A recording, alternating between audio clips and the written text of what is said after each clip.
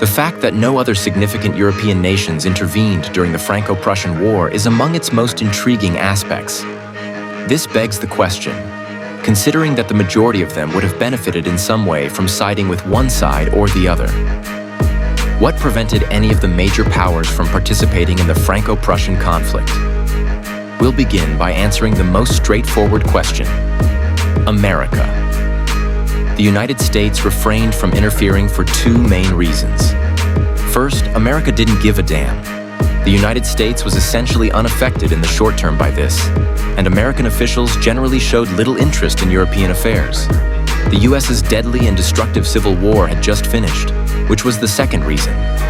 One of the worst things that might have happened was to start a war abroad while a large portion of the nation was in ruins in order to support a tyrannical autocrat or an autocratic despot. The other big powers had more intriguing reasons closer to the action. Prussia and her ally Italy had completely vanquished the Austrians 4 years earlier. Undoubtedly, the Austrians sought retribution of some kind.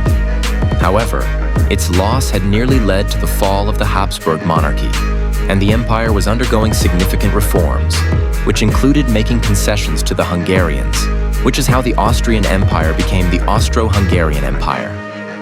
The Hungarians didn't want war, particularly so Austrians could have more influence in Saxony or Bavaria, and they were worried that it might expose them to attack by either Russia or, more likely, Italy. As a result, they were obviously unprepared, and the risks were too great. However, the Italians had been close allies with the Prussians in the last major European war, so they would appear to be the most likely to become involved.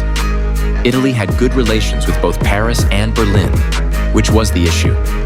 The Italians would not have been able to expel the Austrians from Italy proper in 1866 without Prussia's assistance.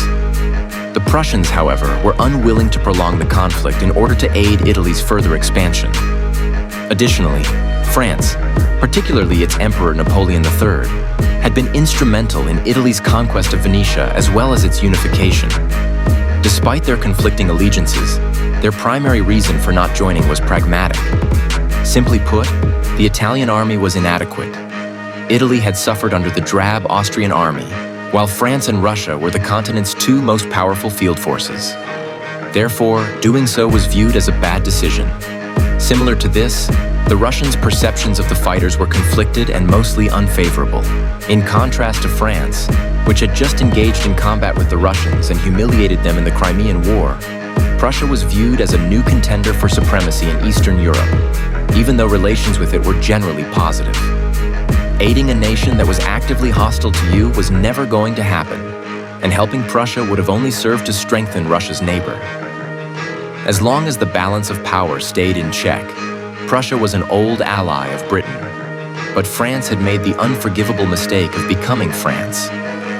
To the north, the British at this point were primarily isolationist when it came to European politics. Although it was anticipated in London that France would likely prevail, Britain was supposed to put pressure on France to avoid hurting its longtime partner by taking too much.